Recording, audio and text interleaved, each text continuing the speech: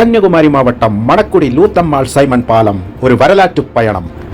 வணக்கம் நண்பர்களே. கன்னியாகுமரி என்றாலே நம் நினைவுக்கு வருவது விவேகானந்தர் பாறையும் திருவள்ளுவர் சிலையும் தான். ஆனால் அமைதியான சூழலில் கடலும் ஓடும் ஆறும் சங்கமிக்கும் இடத்தில் கம்பீரமாக நிற்கும் ஒரு பாலத்தை பற்றி உங்களுக்கு தெரியுமா? அதுதான் மணக்குடி லூத்தம்மாள் சைமன் பாலம். இயற்கை எழில் கொஞ்சம் இந்த பாலத்தின் பின்னணியில் ஒரு மிகப்பெரிய வரலாறும் ஒரு தியாகமும் மறைந்திருக்கிறது. இந்த பாலத்திற்கு ஏன் லூத்தம்மாள் சைமன் என்ற பெயர் வைக்கப்பட்டது? லூத்தம்மாள் சைமன் அவர்கள் 1912ஆம் ஆண்டு இதே மணக்குடி மீனவ கிராமத்தில் பிறந்தவர். இவர் தமிழகத்தின் முன்னாள் அமைச்சராக பணியாற்றியவர். மீனவ பெண்களின் முன்னேற்றத்திற்காக பாடுபட்டவர். குளச்சல் சட்டமன்ற தொகுதியிலிருந்து தேர்ந்தெடுக்கப்பட்டு காமராஜர் அமைச்சரவையில் உள்ளாட்சி மற்றும் மீன்வளத்துறை அமைச்சராக பொறுப்பு வகித்தவர்.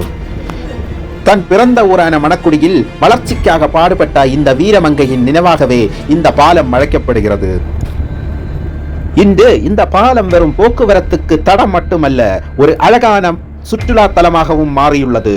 ஒரு பக்கம் மாறு, மறுபக்கம் கடல், நடுவே அழகான தென்னை மரங்கள் என இந்த பகுதி ஒரு மினி கேரளா போலவே காட்சியளிக்கும். நீங்கள் கன்னியாகுமரி வந்தால் அமைதியான இந்த மணக்குடி பாலத்திற்கு ஒருமுறை வந்து செல்ல தவறாதீர்கள். இந்த தகவல் உங்களுக்கு பிடித்திருந்தால் வீடியோவை லைக் செய்து உங்கள் நண்பர்களுக்கு பகிருங்கள்.